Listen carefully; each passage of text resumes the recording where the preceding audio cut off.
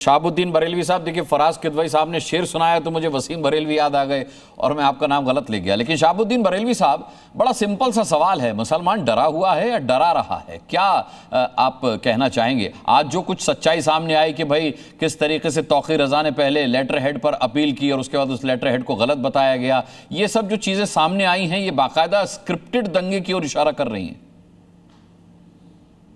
जो बेचते थे दवाए दर्द दिल, जो बेचते थे दवाए दर्द दिल, वो दुकान अपनी बढ़ा चुके। अच्छा। मोहतरम, हमारे बरेली शहर में अमन व अमान है, शांति है, सुकून है और रोज़मर्रा की तरह मामूलात के मुताबिक दिनचर्या लोग अपनी ज़िंदगी गुजार रहे हैं। मार्केट, बाज़ार और दरगाहें, मंदिर, मस्जिद, स्कूल, कॉलेज, मदरसे सब खुले हैं और मामूल के मुताबिक सब लोग चलत फिरत कर रहे हैं। कहीं कोई दिक्कत नहीं है, कहीं कोई परेशानी नहीं है। अच्छा। और बेशक उत्तर प्रदेश में लॉ एंड ऑर्डर काफ़ी मजबूत है, हर जगह कोई भी खल्फिशार नहीं कर सकता है। इस तरीके से काफ़ी इंतज़ामात पहले भी थे, आज भी हैं और मैं समझता हूँ आइंदा भी रहेंगे। अब दरअसल है क्या कि चाहे पढ़े लिखे मुसलमान हों या गैर पढ़े लिखे मुसलमान हों, लोगों ने अपने जहन में दिलो दिमाग में ये एक चीज़ बसा ली है और एक जहन फिक्स कर लिया है, मिजाज भी फिक्स कर लिया है कि बीजेपी की हुकूमत है तो हर काम जो है मुसलमानों के खिलाफ हो रहा है। ऐसा कहना गलत है। मुसलमान ना यहाँ डरा हुआ है, ना डर रहा है, ना किसी को डरा रहा है। और ये जो लोग पॉलिटिकल लोग हैं वो इस तरह की बात करते हैं कि मुसलमान डरा हुआ है, मुसलमान खौफ में मुब्तला है। ऐसा नहीं है। आप बरेली में बैठकर इस तरीके की बात कर रहे हैं, आपको अपनी जान का खतरा तो नहीं कहीं?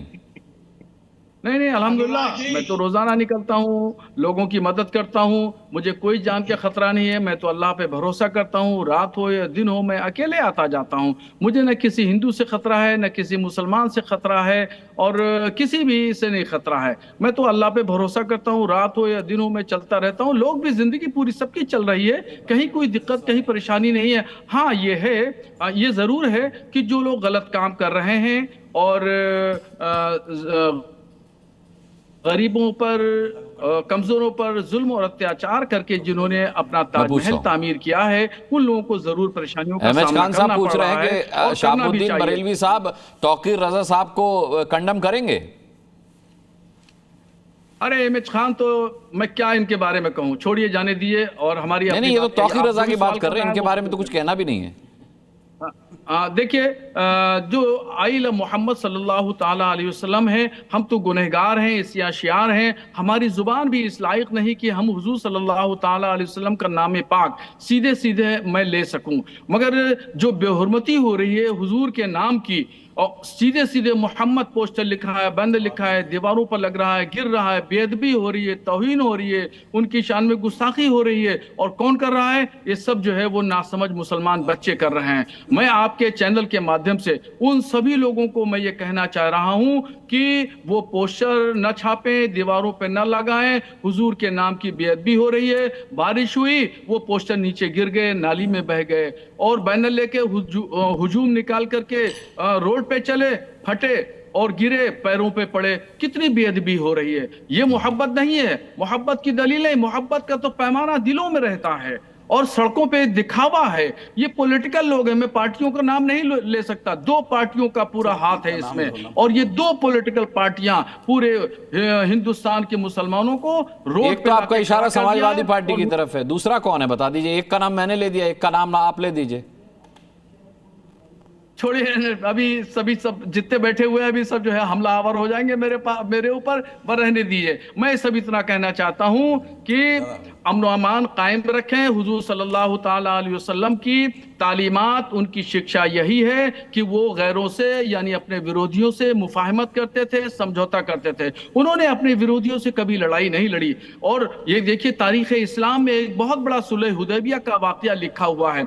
तो सुलह हुदैबिया का वाक़या, यहाँ जितने लोग बैठे हैं सब लोग जानते हैं, पढ़े लिखे लोग हैं, सब लोगों को पता होगा, मैं तफसील में नहीं जाना चाहता। मक्का के विरोधियों से हुजूर सल्लल्लाहु ताला अलैहि वसल्लम ने समझौता किया, जबकि उनके पास में ताकत थी, पूरी कुव्वत थी, फिर भी समझौता किया। फिर उसके बाद में समझिए दूसरा वाकया बहुत बड़ा मैं बताऊं, जब मक्का शरीफ से हिजरत करके हुजूर सल्लल्लाहु ताला अलैहि वसल्लम मदीना शरीफ आए, तो मदीना शरीफ में भी उन्होंने जो नसरानी यहूदियों के ये सब जानते हैं शहाबुद्दीन साहब, ये सब जानते हैं। मुझे बस ये बताइए, मुझे बस ये बताइए कि आपने कहा कि ये सियासी एजेंडा चला रहे हैं लोग, मुसलमानों का इस्तेमाल कर रहे हैं, तो क्या आप कहना चाहेंगे कि जो बड़े आपके नेता तौकीर रजा जैसे लोग, क्या वो भी मोहरा बन चुके हैं? क्या वो भी अब सियासत के हाथ का खिलौना बन चुके हैं? देखिए, इम्तियाज जलील ने अगर रैली नहीं निकाली होती महाराष्ट्र में, तो वहां कांग्रेस अलायंस की गवर्नमेंट बन चुकी होती। इम्तियाज जलील की रैली से, औरंगाबाद से, महाराष्ट्र की रैली से वहां ये हुआ कि वहां कांग्रेस अलायंस की गवर्नमेंट नहीं बन सकी, बीजेपी की गवर्नमेंट बन सकी।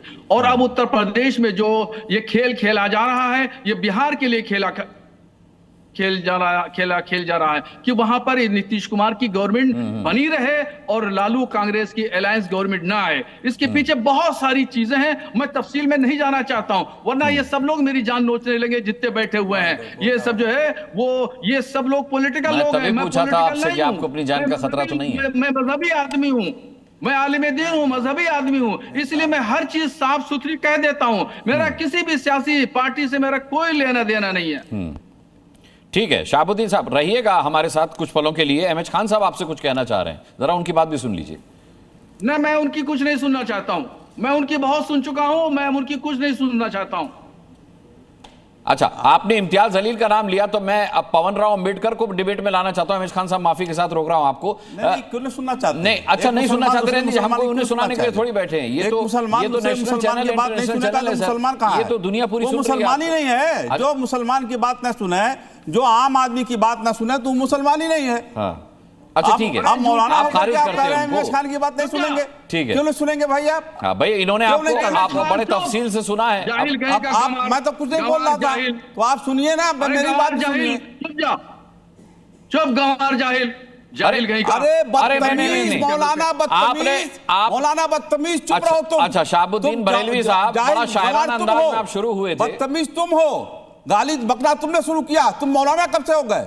तुम्हारा तो निकाह भी टूट गया। हम मौलाना हैं, तुम सब सर्टिफिकेट नहीं चाह रहे हैं। हाँ, सर्टिफिकेट हम मैं दे रहा हूँ कि तुम अगर टीवी पे आ रहे हो और टीवी पे आकर के बदतमीज कह रहे हो और चुप कह रहे हो, तो ये मौलाना नहीं है, ये ज्ञानी लोग नहीं करते हैं।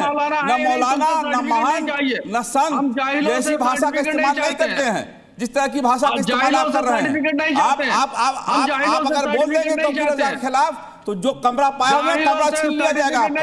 आप कमरे में नहीं बैठ सकते हो, आप डरपोक आदमी हो, आप बिल्कुल डरपोक आदमी हो। डर के मारे आप, हवा खराब है। 3 मिनट तो मुस्कान जी ने पूछ लिया कि तौकीर रजा साहब की बात जो उन्होंने भाषण दिया उसका कायम है कि नहीं कायम है, तो आप जवाब ही नहीं दे पा रहे हो। आप पता नहीं कहाँ कहाँ घूम रहे हो।